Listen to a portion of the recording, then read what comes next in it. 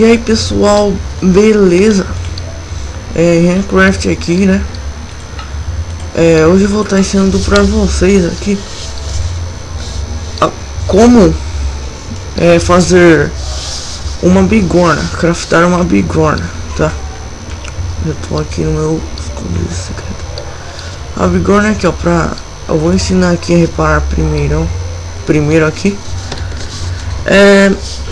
Pra reparar é tipo assim, a tesoura, a tesoura, vai. Tipo, a tesoura você faz com o ferro, né? Ou seja, o material dela é o ferro. Então você vai pôr a ferramenta aqui, o material dela. Ou seja, peraí. Não, a tesoura não dá pra reparar. Então, vou pegar essa pá, vai. Olha, ela tá mostrando aí pra ver, ó. Tá vendo?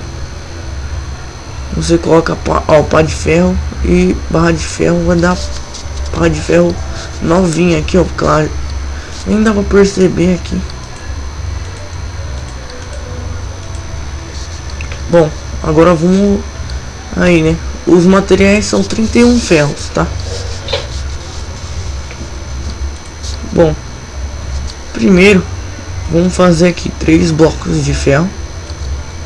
3 blocos de ferro, tá? E colocar os 3 blocos em cima.